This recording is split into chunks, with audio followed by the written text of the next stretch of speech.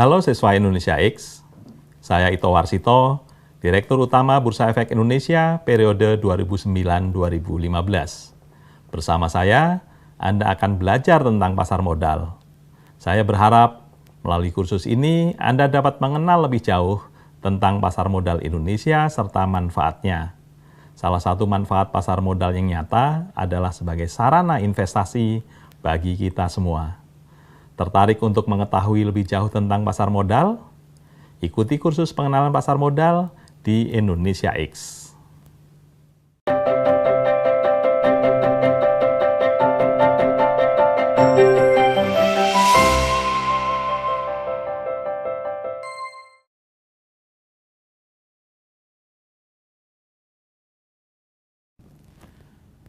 Siswa Indonesia X, industri keuangan sangat penting bagi perekonomian Indonesia.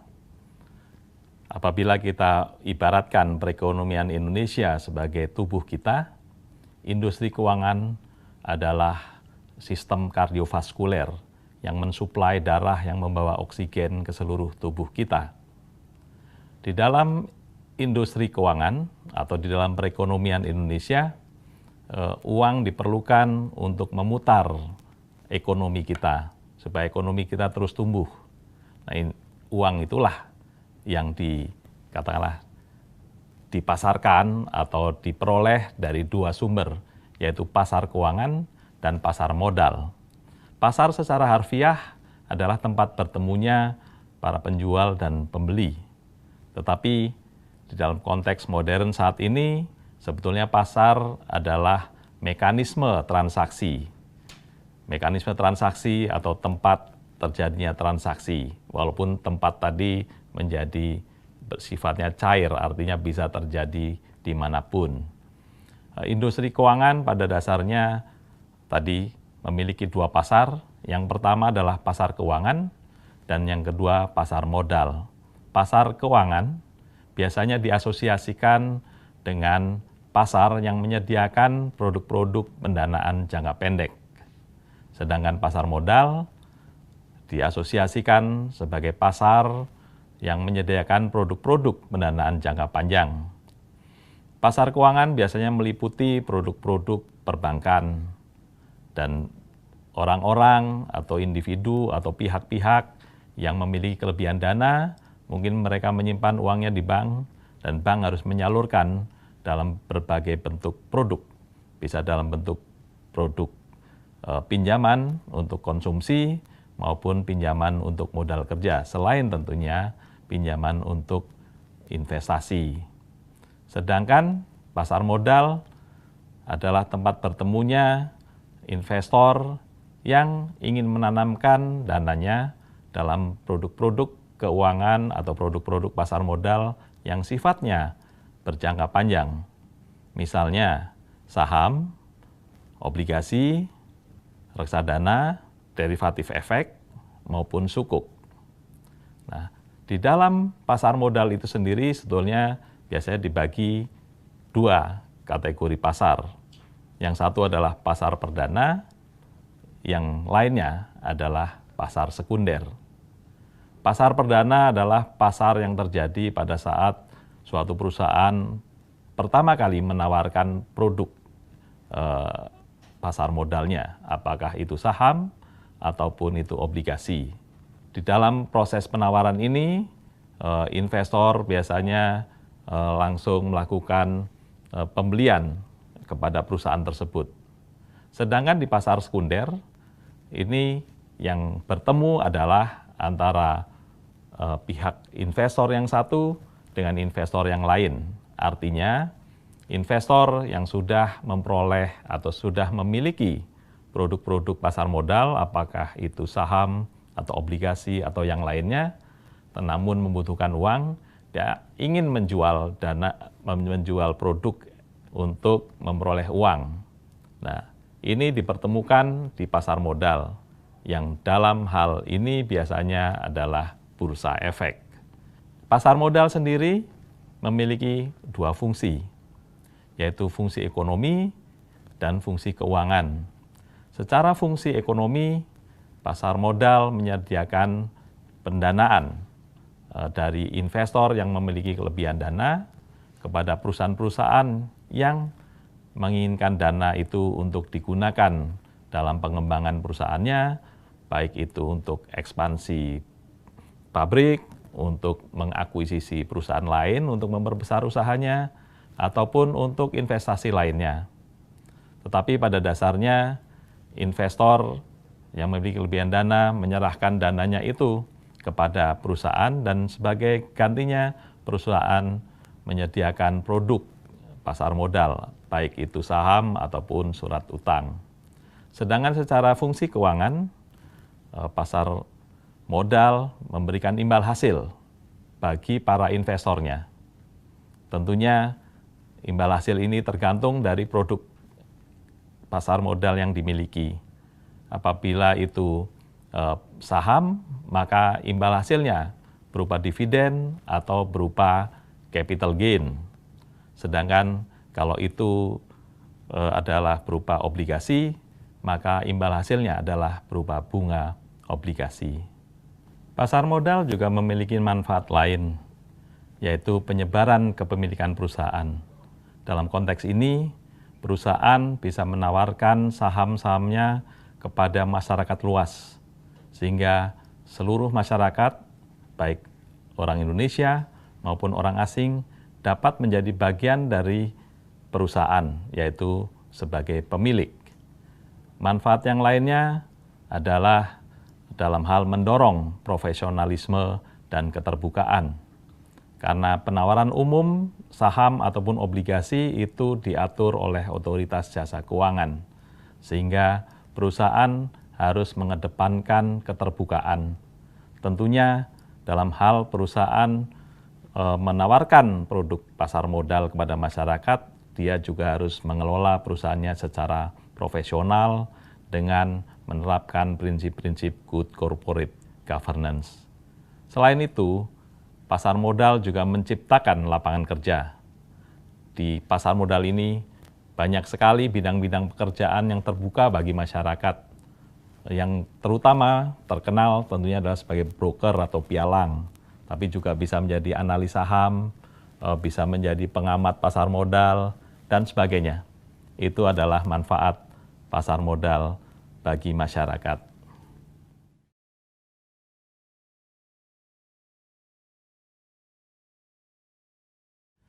Secara historis, pasar modal telah hadir di negeri kita sejak sebelum Indonesia merdeka. Pada tahun 1912, pemerintah Belanda saat itu menguasai Indonesia, mendirikan cabang Bursa Efek Amsterdam di Jakarta, yang saat itu masih disebut sebagai kota Batavia. Pemerintah Hindia Belanda pada dasarnya ingin agar pasar modal juga tumbuh di tanah jajahannya. Pada saat itu, saham-saham yang diperdagangkan kebanyakan adalah saham-saham perusahaan Belanda yang memiliki investasi di Indonesia, misalnya perkebunan-perkebunan Belanda yang memiliki areal perkebunan di Jawa, Sumatera, maupun bagian Indonesia yang lainnya. Namun, perkembangan pasar modal di Indonesia dari waktu ke waktu tidak berjalan mulus, karena Indonesia pada saat itu juga katakanlah terkena dampak Perang Dunia Pertama maupun Perang Dunia Kedua. Pada tahun 1950-an, pemerintah Republik Indonesia mencoba untuk menghidupkan pasar modal kembali. Namun, dengan berjalannya nasionalisasi perusahaan-perusahaan Belanda di Indonesia pada sekitar tahun 1958, pasar modal Indonesia kembali mati suri karena saham-saham yang diperdagangkan, yaitu saham-saham dari perusahaan-perusahaan Belanda itu dinasionalisasi atau disita oleh pemerintah Republik Indonesia.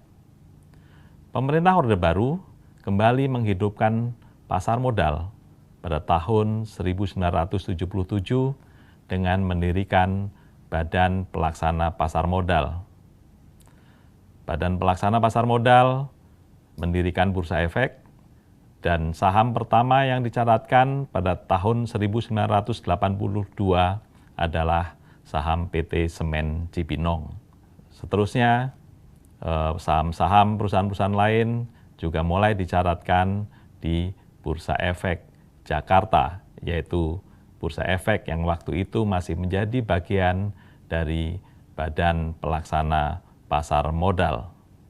Pada akhir tahun 1980-an, pemerintah mengubah Badan Pelaksana Pasar Modal menjadi Badan Pengawas dan Pelaksana Pasar Modal. Karena pada saat itu, Bapepam, yang dalam hal ini adalah Badan Pengawas, masih melakukan operasionalisasi Bursa Efek Jakarta, sehingga sekaligus juga menjadi pelaksana pasar modal. Pada tahun 1989, tepatnya pada tanggal 6 Juni 1989, bursa swasta pertama didirikan di Indonesia, yaitu PT Bursa Efek Surabaya. PT Bursa Efek Surabaya ini tentunya diawasi oleh Badan Pengawas dan Pelaksana Pasar Modal. Bursa Efek Indonesia baru didirikan pada bulan Juli 1992, atau tepatnya 13 Juli 1992, yaitu merupakan swastanisasi dari Bursa Efek Jakarta yang sebelumnya masih merupakan bagian dari Badan Pengawas dan Pelaksana Pasar Modal. Badan Pengawas dan Pelaksana Pasar Modal sendiri kemudian hanya dijadikan sebagai Badan Pengawas Pasar Modal, yaitu Badan Pengawas Independen yang mengawasi pasar modal Indonesia dan mengawasi dua bursa efek yang ada di Indonesia saat itu, yaitu PT Bursa Efek Surabaya dan PT Bursa Efek Jakarta. Selain itu, pada saat itu juga ada bursa paralel namanya. Namun, bursa paralel ini kemudian digabung dengan PT Bursa Efek Surabaya. Tahun 1995 adalah tonggak sejarah baru dalam pasar modal Indonesia dengan diterbitkannya Undang-Undang Pasar Modal, yaitu Undang-Undang Nomor 8 Tahun 1995. Seiring dengan berkembangnya peraturan pasar modal yang sebelumnya hanya bersifat katakanlah tingkat menteri menjadi tingkat undang-undang, Bursa Efek Jakarta juga berkembang dengan mengotomasi operasional perdagangannya, yaitu dengan membangun Jakarta Automated Trading System generasi yang pertama. Sebelumnya, perdagangan di Bursa Efek Jakarta dilakukan secara manual, sehingga mulai tahun 1995 itulah mulai dikenal perdagangan elektronik di Bursa Efek Jakarta.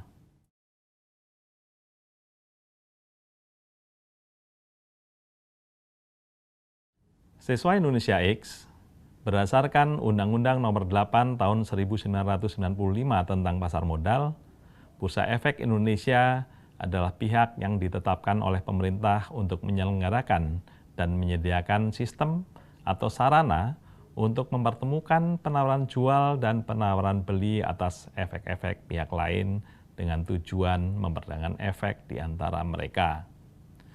Bursa Efek Indonesia merupakan satu-satunya penyelenggara perdagangan efek di Indonesia dan didirikan dengan tujuan untuk menyelenggarakan perdagangan efek secara teratur, wajar, dan efisien. Bersama Clearing Penjaminan Efek Indonesia atau biasa disingkat KPEI dan Kustodian Sentral Efek Indonesia atau biasa disingkat KSEI, BEI adalah self-regulatory organization yang memiliki tanggung jawab dalam sistem perdagangan efek.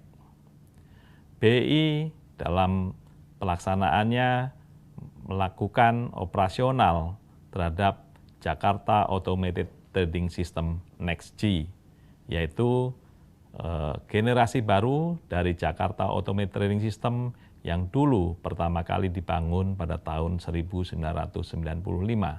Sistem ini merupakan sistem elektronik. Semua perdagangan di dalam sistem itu dilakukan secara elektronik. Para pemegang saham Bursa Efek Indonesia adalah perusahaan-perusahaan efek yang telah memperoleh izin usaha sebagai perantara perdagangan efek dan juga memiliki izin sebagai anggota bursa. Bursa Efek Indonesia sendiri memiliki kewajiban untuk menetapkan peraturan mengenai keanggotaan, kemudian mengenai pencatatan efek, dan mengenai perdagangan efek, yaitu fungsi-fungsi self-regulatory organization. BI wajib mempunyai satuan pemeriksa. Satuan pemeriksa ini memiliki kewajiban untuk memeriksa para anggota bursa. Selain itu, Bursa Efek Indonesia juga memiliki satuan pemeriksa yang memeriksa kegiatan Bursa Efek sendiri atau biasa disebut Satuan Pengendalian Intern. Karena bertugas untuk mengelola perdagangan secara teratur, wajar, dan efisien, maka semua karyawan BI tidak diperkenankan untuk memiliki rekening efek, karena hal ini untuk mencegah terjadinya insider trading. Selain itu, karyawan Bursa Efek Indonesia juga memiliki informasi-informasi yang tidak dimiliki oleh para investor publik. Bursa Efek Indonesia bersama Clearing Penyaluran Efek Indonesia dan juga Kustodian Sentral Efek Indonesia memiliki beberapa anak perusahaan yang cukup strategis untuk mendukung pengembangan pasar modal Indonesia. Salah satu anak perusahaan Bursa Efek Indonesia adalah Indonesia Bond Pricing Agency, atau dalam bahasa Indonesia biasa disebut sebagai PT Penilai Harga Efek Indonesia. Indonesia Bond Pricing Agency ini melakukan penilaian atas obligasi, baik obligasi pemerintah maupun obligasi korporasi yang tercatat di Bursa Efek Indonesia. Karena pada saat ini obligasi diperdagangkan secara over the counter, artinya tidak diperdagangkan di Bursa Efek Indonesia, tetapi diperdagangkan di luar bursa. Sehingga untuk memperoleh penilaian yang wajar atas obligasi pemerintah maupun obligasi korporasi tersebut, PT Penilai Harga Efek Indonesia menggunakan metodologi tersendiri. Selain itu, Bursa Efek Indonesia juga memiliki Indonesia Capital Market Electronic Library, yaitu perpustakaan elektronik yang dikelola oleh PT iCamel, dan itu digunakan atau katakanlah memberi pelayanan kepada seluruh masyarakat Indonesia, menyediakan informasi-informasi terkait pasar modal yang dibutuhkan oleh baik investor publik maupun masyarakat akademisi. Selain itu, Bursa Efek Indonesia juga memiliki Indonesia Securities Protection Fund, atau biasa disebut sebagai perusahaan pengelola dana perlindungan investor. Perusahaan ini fungsinya mengelola dana yang digunakan untuk melindungi kepentingan para investor dari kemungkinan bahwa saham atau dananya digunakan secara tidak sah oleh para pialang saham. Tentunya dengan adanya dana perlindungan investor ini atau Indonesia Securities Protection Fund ini, maka keamanan investasi para investor, baik itu efeknya maupun dananya, lebih dapat dijamin.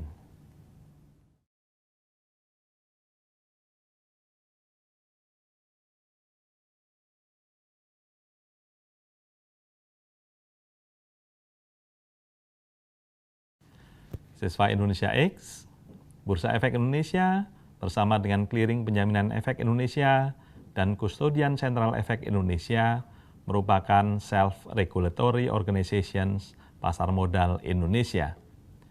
BI, KPI, dan KSEI diawasi oleh Otoritas Jasa Keuangan atau yang populer disingkat sebagai OJK. Tugas OJK sendiri adalah melakukan pengaturan dan pengawasan terhadap kegiatan jasa keuangan, baik di sektor perbankan, sektor pasar modal, maupun sektor industri keuangan non-bank. Tujuan pendirian OJK adalah agar keseluruhan kegiatan dalam sektor jasa keuangan di Indonesia terselenggara secara teratur, wajar, transparan, dan akuntabel, mampu mewujudkan sistem keuangan yang tumbuh secara berkelanjutan dan stabil, dan mampu melindungi kepentingan konsumen dan masyarakat. Clearing Penjaminan Efek Indonesia sendiri didirikan pada tanggal 5 Agustus 1996.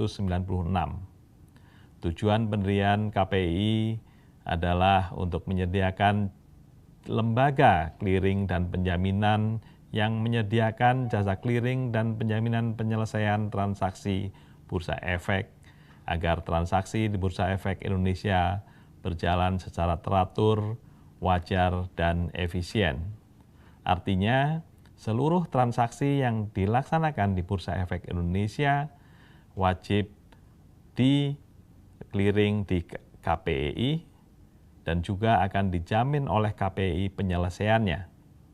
Artinya, tidak akan ada potensi gagal serah atau gagal bayar untuk transaksi saham yang dijamin oleh KPI. Pada saat ini, seluruh saham KPI dimiliki oleh Bursa Efek Indonesia. Sedangkan Kustodian Sentral Efek Indonesia didirikan pada tanggal 9 Januari 1998. Tujuannya adalah untuk menyediakan jasa kustodian dan penyelesaian atau settlement transaksi di Bursa Efek Indonesia. Sehingga kembali transaksi di Bursa Efek Indonesia dilakukan secara teratur, wajar, dan efisien. KSEI sendiri sebagai kustodian sentral menyimpan seluruh saham-saham yang dicatatkan di Bursa Efek Indonesia dan yang berbentuk scriptless, artinya saham-saham yang telah diubah menjadi bentuk elektronik. KSEI saat ini dimiliki oleh Bursa Efek Indonesia, oleh KPI, oleh Bank Kustodian, oleh beberapa anggota bursa, dan oleh Biro Administrasi Efek. Sesungguhnya KSEI juga dapat dimiliki oleh pihak lain sepanjang memperoleh persetujuan dari Otoritas Jasa Keuangan.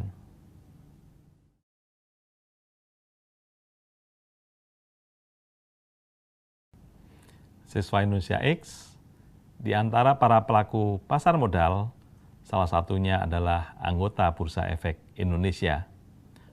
Mereka adalah perantara bidang efek yang telah memperoleh izin usaha dari OJK dan juga memiliki izin dari Bursa Efek Indonesia, sehingga memiliki hak untuk mempergunakan sistem dan atau sarana Bursa Efek Indonesia sesuai dengan peraturan BEI guna melaksanakan transaksi bursa. Di pihak lain ada penjamin emisi efek, yaitu perusahaan efek yang mendapatkan izin di bidang penjaminan emisi atau di bidang penjaminan penerbitan dan atau penjualan efek. Orang-orang yang terlibat dalam kegiatan penjaminan emisi efek harus memiliki surat izin profesi sebagai wakil penjamin emisi efek. Perusahaan lain yang juga merupakan pelaku pasar modal adalah perusahaan manajemen investasi atau juga biasa disebut perusahaan asset management, yaitu perusahaan yang merupakan pengelola dana profesional yang fungsinya adalah mengelola dana masyarakat untuk diinvestasikan dalam beragam efek atau sekuritas atau surat berharga, baik itu saham, obligasi, maupun aset lainnya, termasuk tentunya aset-aset yang juga dalam masuk kategori efek beragun aset. Tentunya tujuan pengelolaan dananya ini adalah mencapai target investasi yang tentunya menguntungkan bagi para investornya. Sarana yang digunakan untuk mengumpulkan dana-dana yang dikelola ini adalah kontrak investasi kolektif atau yang biasa disebut KIK, dan bentuknya yang populer adalah reksadana. Pelaku pasar modal lainnya adalah para investor sendiri atau pihak-pihak yang memiliki modal. Pada dasarnya, investor ini memiliki dana yang ditanamkan dalam bentuk-bentuk produk pasar modal, baik itu saham, obligasi, maupun produk pasar modal lainnya. Investor dapat berupa investor perorangan ataupun investor institusi, yaitu perusahaan-perusahaan asuransi, perusahaan manajemen investasi itu sendiri juga masuk kategori investor institusi, dan juga tentunya pihak-pihak lain atau institusi-institusi lain yang menanamkan modalnya di pasar modal Indonesia. Pasar modal Indonesia juga didukung oleh berbagai pelaku lain, yaitu para profesional seperti akuntan, notaris, konsultan hukum, dan bahkan para penilai yang bergabung dalam perusahaan jasa penilai.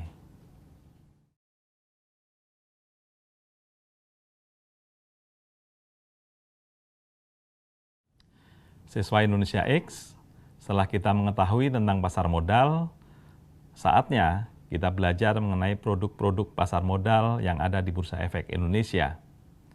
Produk-produk ini biasa disebut sebagai efek dan sifatnya adalah jangka panjang. Berdasarkan Undang-Undang Nomor 8 Tahun 1995 tentang pasar modal, efek diantaranya adalah efek bersifat ekuitas atau terkenal dengan istilah saham. Saham ini adalah merupakan bukti penyertaan atau kepemilikan seseorang atau suatu pihak dalam suatu perusahaan. Saham memberikan hasil investasi bersifat variabel, tergantung dari kinerja perusahaan maupun tergantung dari bagaimana investor mengelola portofolio sahamnya. Efek lain adalah efek bersifat utang atau efek pendapatan tetap. Efek ini yang paling dikenal adalah obligasi dan merupakan efek yang memberikan imbal hasil berupa bunga dan memiliki masa jatuh tempo. Pada saat jatuh tempo, investor akan memperoleh kembali modal yang ditanamkan dalam obligasi tersebut. Efek lain adalah efek pendapatan tetap berlandaskan prinsip syariah atau terkenal dengan sebutan sukuk. Sukuk merupakan efek berbasis penyertaan dalam pengelolaan aset yang memberikan hasil investasi tergantung dari jenis akadnya dan periodenya. Efek lain adalah efek derivatif. Efek derivatif merupakan efek yang menggunakan aset finansial lainnya sebagai underlying assets. Efek derivatif ini memberikan hasil investasi bersifat variabel tergantung dari kemampuan para investor dalam mengelola portofolio efek derivatifnya. Efek lain adalah reksadana. Reksadana ini adalah kontrak investasi kolektif antara perusahaan pengelola reksadana dengan para investornya. Dan reksadana ini merupakan salah satu investasi yang populer bagi para investor pemula, karena para investor pemula membutuhkan keahlian para pengelola investasi yang profesional, yang biasanya berupa perusahaan-perusahaan pengelola investasi, yaitu perusahaan-perusahaan reksadana. Reksadana adalah wadah yang dipergunakan untuk menghimpun dana dari masyarakat pemodal oleh perusahaan pengelola investasi, untuk selanjutnya oleh perusahaan pengelola investasi diinvestasikan dalam portofolio efek sebagaimana tujuan investasinya. Ada reksadana yang bersifat saham karena mayoritas portofolionya adalah berupa saham. Ada reksadana yang disebut sebagai reksadana pendapatan tetap, yaitu yang mayoritas portofolionya adalah berupa surat utang. Selain itu juga ada reksadana yang sifatnya efek-efek jangka pendek atau reksadana pasar uang. Salah satu bentuk reksadana adalah reksadana yang diperdagangkan di Bursa Efek Indonesia atau populer disebut sebagai Exchange Traded Funds. Exchange Traded Funds ini pada dasarnya adalah reksadana, namun unit penyertaannya diperdagangkan di Bursa Efek Indonesia. Dan investor dapat membeli dan menjual Exchange Traded Funds tadi kapanpun, tentunya selama hari kerja bursa. Tentunya keuntungan dari Exchange Traded Funds ini tergantung dari kemampuan investor dalam memutuskan kapan dia harus membeli dan kapan dia harus menjual.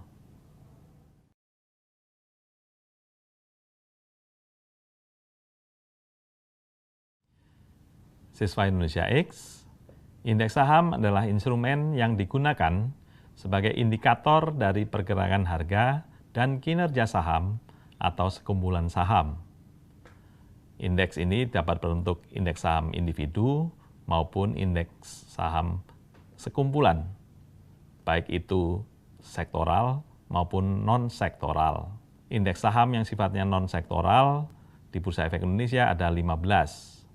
Yang pertama adalah indeks harga saham gabungan Bursa Efek Indonesia, kemudian indeks LQ 45, kemudian indeks ISSI atau indeks saham syariah Indonesia, kemudian Jakarta Islamic Index, kemudian Main Board Index, Development Board Index, indeks Kompas 100, indeks SRI Kehati, indeks bisnis 27, indeks Pevindo 25, indeks Infobank 15, indeks IDX 30, indeks SM Infra 18, indeks MNC 36, dan indeks Investor 33.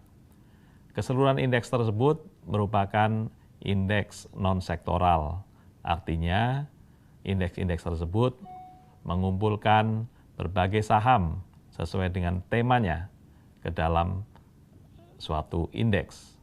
Misalnya, indeks SM Infra 18 adalah sekumpulan 18 saham di sektor-sektor infrastruktur di Bursa Efek Indonesia.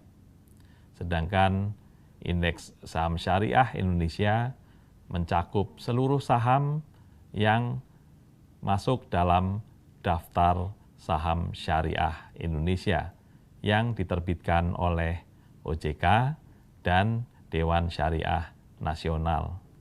Selain itu, Bursa Efek Indonesia memiliki 10 indeks sektoral, yaitu indeks agriculture, mining, basic industry, miscellaneous industry, consumer goods, property and real estate, infrastructure, finance, trade and services, dan indeks manufacturing. Secara umum, metodologi perhitungan indeks adalah bahwa indeks sama dengan nilai pasar saham dibagi dengan nilai dasar saham dikalikan 100. Nilai pasar adalah kumulatif dari perkalian harga saham dengan jumlah saham yang tercatat. Sedangkan nilai dasar adalah kumulatif dari perkalian harga saham dengan jumlah saham tercatat pada hari dasar.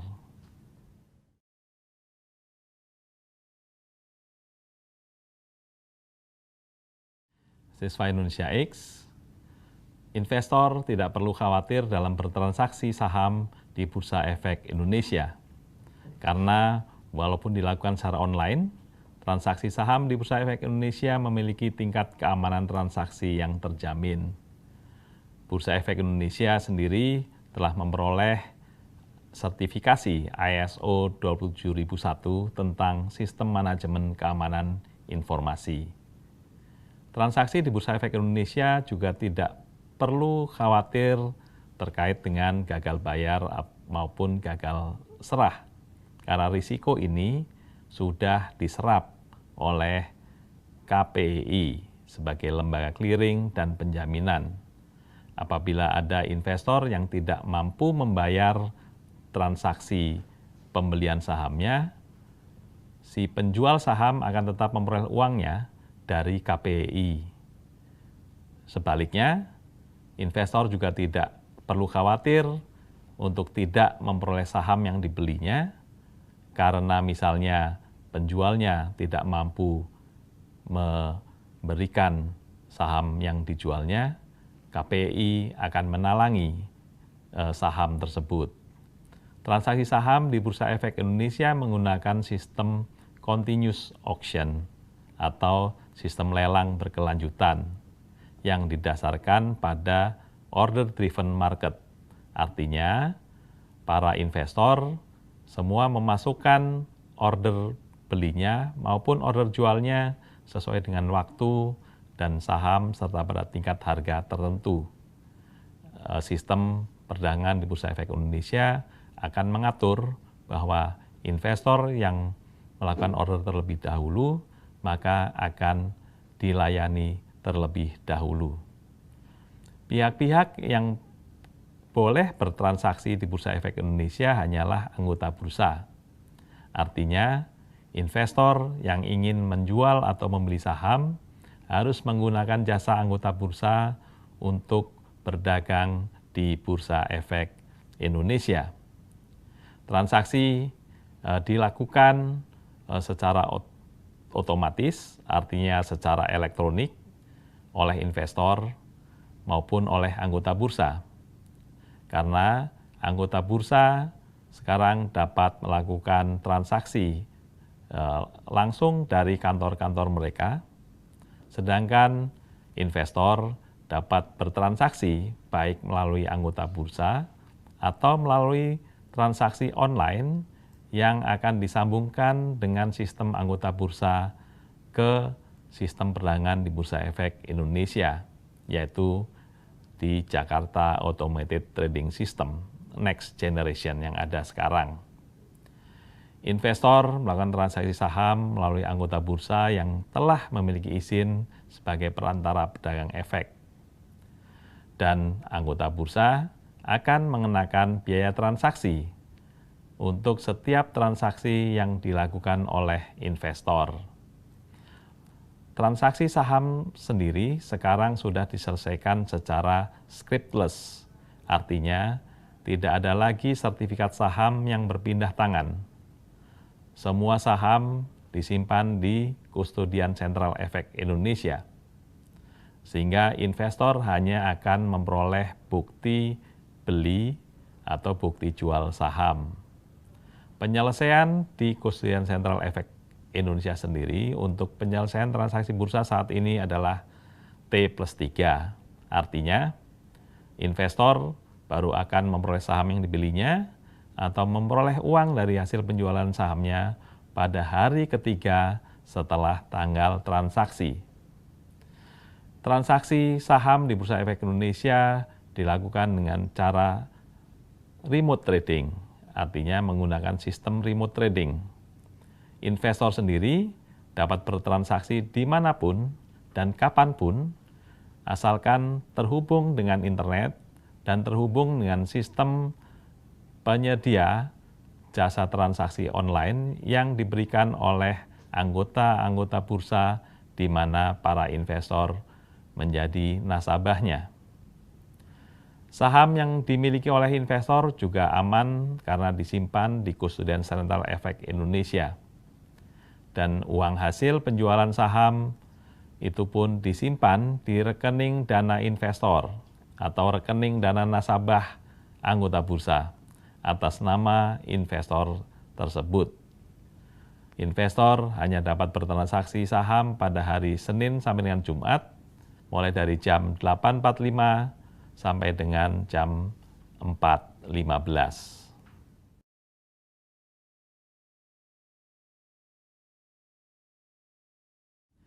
Siswa Indonesia X, transaksi perdagangan saham dilakukan oleh para investor melalui perantara pedagang efek atau yang disebut sebagai pialang atau lebih populer disebut sebagai broker.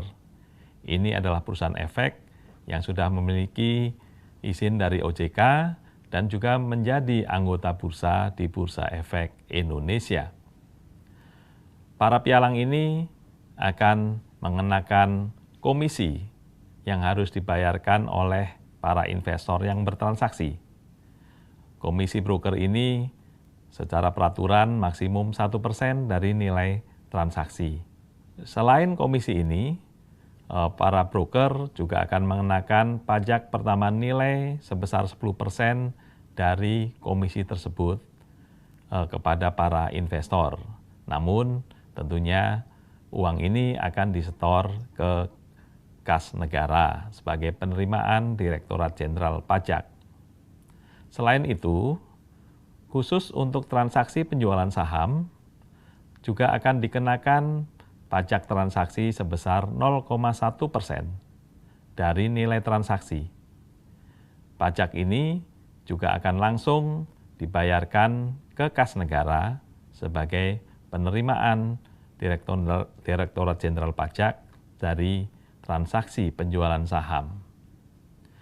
Dalam melakukan transaksi saham, jumlah kelipatan penawaran dan maksimal penawaran serta permintaan diatur oleh Bursa Efek Indonesia. Ada prosedur yang mengaturnya sehingga memiliki keseragaman. Ini adalah untuk menjamin bahwa transaksi di Bursa Efek Indonesia berlangsung secara teratur, wajar, dan efisien. Pengaturan jumlah kelipatan permintaan dan penawaran ini disebut sebagai pengaturan fraksi harga saham. Besar kecilnya fraksi harga saham tergantung dari harga saham yang diperdagangkan. Semakin tinggi harga suatu saham, semakin besar pula fraksi harga saham yang digunakan. Pihak yang menentukan besar kecil fraksi harga saham ini adalah Bursa Efek Indonesia sendiri dan diatur dalam Peraturan Bursa Efek Indonesia. Dalam perdagangan saham juga diatur batas tertinggi dan batas terendah untuk satu hari perdagangan suatu saham. Aturan ini dikenal dengan istilah auto rejection system. Kebijakan auto rejection system ini adalah kebijakan untuk mengontrol perdagangan saham yang ada di bursa agar kembali tujuannya Bursa Efek Indonesia menyelenggarakan perdagangan saham secara teratur, wajar, dan efisien. Bursa Efek Indonesia dan Otoritas Jasa Keuangan sepakat untuk memberlakukan auto rejection system untuk mencegah fluktuasi harga saham yang terlalu tinggi. Dengan kata lain, dengan adanya auto rejection system ini, maka harga saham akan berfluktuasi secara terkendali. Artinya, tidak akan ada kenaikan atau penurunan yang terjadi secara sangat tajam. Auto rejection system adalah sistem penolakan secara otomatis oleh Jakarta Automated Trading System terhadap penawaran jual dan atau penawaran beli efek bersifat ekuitas, dalam hal ini adalah efek saham, yang dimasukkan ke dalam Jakarta Automated Trading System akibat dilampauinya batasan harga atau jumlah efek bersifat ekuitas yang ditetapkan oleh bursa. Auto rejection system ini merupakan mekanisme sebuah sistem perdagangan saham di BEI, di mana batas atas dan batas bawah diberlakukan untuk mencegah fluktuasi pergerakan harga saham yang di luar normal. Ini berarti harga saham tidak bisa naik atau tidak bisa turun melebihi batas yang telah ditentukan dengan mekanisme ini. Auto rejection system terbukti sangat berguna. Bursa Efek New York yang pada saat itu belum menerapkan auto rejection system pernah mengalami crash, sehingga dalam beberapa detik indeks harga saham Dow Jones turun lebih dari 5%. Hal ini kemungkinan terjadinya di Bursa Efek Indonesia sangat minimum karena pemberlakuan auto rejection system.